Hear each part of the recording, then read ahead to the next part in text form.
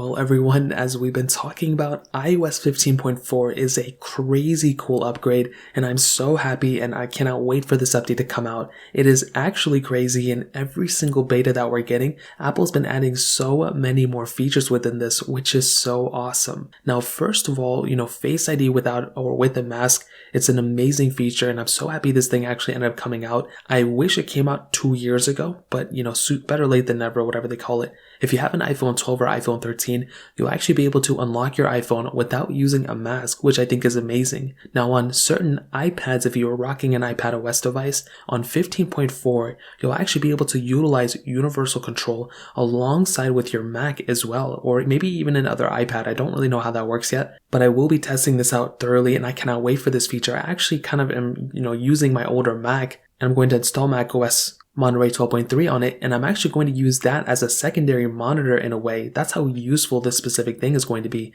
These M1 Macs didn't have that capability for dual monitors, at least the one I have, and having that is going to be really awesome. Now, we also have a bunch of emojis that are going to be added within this specific version of software too, so that's always really cool to have. We're also going to be getting the ability to turn off notifications for certain automations in Siri shortcuts. So if you guys remember, from as far as I can tell, sometimes when you go ahead and run a Siri shortcut, the little notification every single time actually it runs, it'll go ahead and open. Well, now you won't really be able to get that notification if you don't want that specific thing coming up. So that's another really cool feature that we have, and that's actually something that a lot of people are excited about. Now, within iPadOS 15.4, we actually have the ability of changing our keyboard brightness within our control center, which is also really cool. I never really thought about that, but we will have that ability now within this specific version of software. Now, we do have some iCloud updates as well, specifically with keychain passwords, so that's another really cool thing that we have. But one of my favorite things that's actually going to be brought here, which could be a con for some people,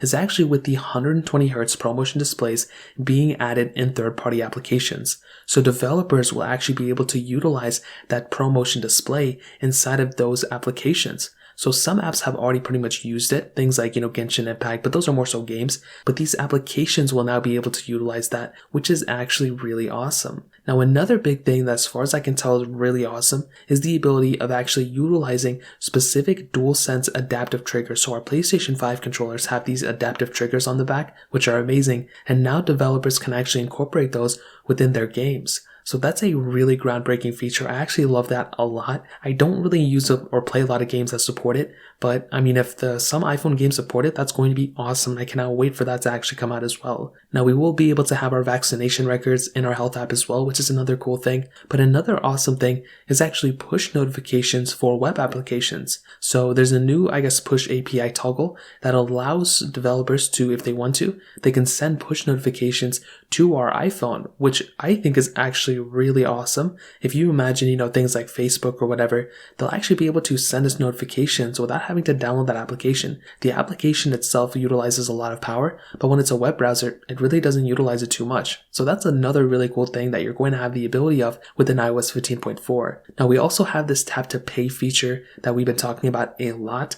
And if you have an iOS 15.4 device, and if it's an iPhone 10s or newer, you actually be able to go ahead and get, and receive payments from your iPhone just by doing that and holding your iPhone over over another device and pretty much going from there. So that's another really cool thing that you have the opportunity of doing. And those are just a couple of features that are going to be coming with this version of software. There's a lot of updates, and I cannot wait for this thing to come out. I would love to hear what you guys have to say about this. Let me know in the comment section below. Hit the like button, that would mean so much, but definitely hit that subscribe button.